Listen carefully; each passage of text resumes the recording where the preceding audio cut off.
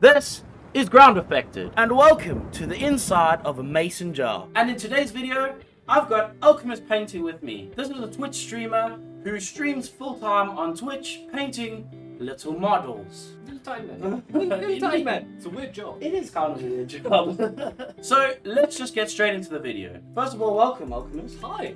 Would you like to introduce yourself to the wonderful Ground Affected channel? Hi, Ground Affected channel.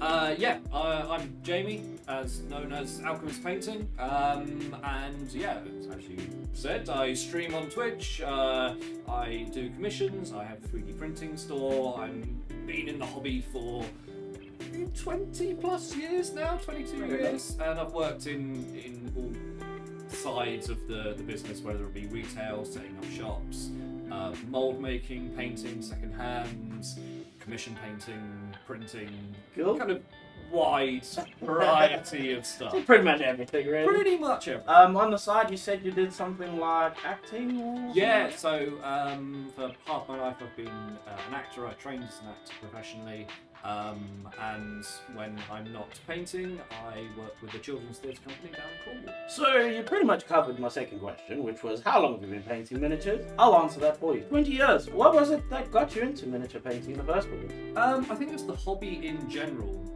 So I started it when I was 7-ish, and I walked into a store, as many people do. So you started as a kid, pretty much? I started as a kid. I walked That's into one a of the shop. best ways to Yeah, get into exactly. And I went, that's cool. I want to do that. And then I did for a very, very long time. And yeah, you still are doing it? Yeah. So you started streaming. What got you into streaming? The pandemic. Aha. So I quit my job 2 months before first lockdown. And with the mindset of going into event work and going into more acting work and things like that.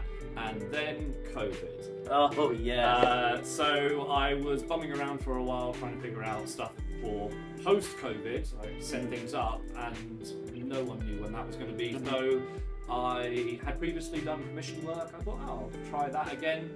And there was talk of between me and a friend setting up a Twitch channel. For whatever reason, that didn't quite work.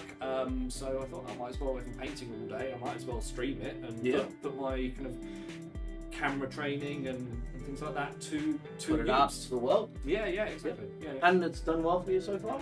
Yeah, it has. So The stream is quite successful from the times I've been in, and it's seen you acting like... it's a really nice community. That's the thing. You don't have to say that just because they might see this video. No, legitimately. Like, one of the big things I want for my channel is when I used to be in Games Workshop quite a lot, like every week. We would all sit around the table and paint and just chat or play games, and I've kind of wanted to replicate that, but on a global scale. Okay. So when I'm in stream, other people are painting at the same time. Yeah. So it's like we're all painting around a table. Yeah. We're just chatting. Just you, the only one that gets to tell them I'm what's the happening. only one. I'm not really allowed to talk. Yeah, I just read. I like that one. Yeah. That's much better. This one might be a bit difficult. Okay. Who or where do you draw your inspiration from? Where Google search or or Instagram. Instagram, to be fair, is a really good tool. Just on the search page, you just scroll and scroll and scroll, and you find some amazing artists on. Angel Geraldo's Kaha, I always forget her second name. Kaha, I can't remember, but it's fantastic work on Instagram. Yourself as actually as well. Oopsie daisy. You've actually made me want to try the bigger scale. Yeah, large sorry. scale models. I'm sorry. Well, you should It's gonna be. cost more. Resin printing's gonna waste more. You're going to bankrupt me. And then, right, so if Alchemist Painting folds, here's the point. What is your most favourite model you've painted? Ooh. I know. It's hard. That's me. And you can't say all of them. No, there's definitely some models I painted that are not my favourite. Yeah. Yeah, I can feel that one. I'll give you a favourite project. Okay. That was actually really recently. Fair enough. And it was diorama for a watch company that got in contact with me, and they wanted a kind of different way to promote their products at shows. So they sent me all the components to their watches, they're gorgeous watches. and they wanted me to incorporate into a miniature diorama somehow. And I had a lot of creative freedom on this, and that's amazing. Yeah, that's the best thing for commissions. So good. So we had this idea of the watch had kind of crashed into the ground from space and kind of blew apart, and I had tiny 15mm 3D prints and a kind of recovery truck digging it up like it was an archaeological dig site.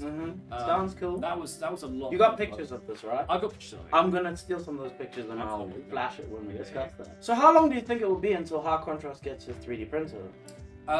When's the sun falling out of the sky?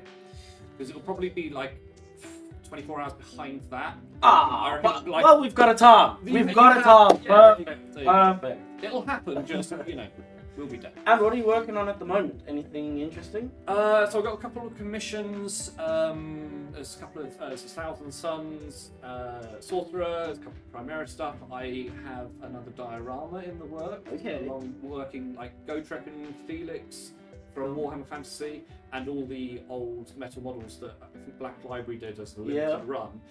The really difficult ones that have like almost no detail that need to be Yes. really cleaned properly before you put paint anywhere near them. They're the ones. Okay, cool. So I've got that group and a kind of proxy for Thankro and Bone Ripper, and we want a diorama where the heroes are defending a bridge against Thankro, Bone Ripper, rats, and they're getting swarmed. Some pretty big stuff coming up then. Have you participated in any competitions?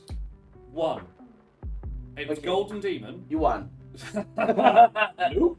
You threw your toys out the car. This was when I was, I don't know, 10, Okay. maybe, and it was one of the first models I So painted. not fair competition then. No, I went in Youngblood, so I was like, I've got this. I did not have that at all. It was a Wood Elf Warhawk Rider, the old metal ones, but I went to Golden Demon. I was like, I'll enter the competition. Experience, But I would love to enter more competitions now that I'm kind of painting full time and for sure. got a lot more practice under my belt.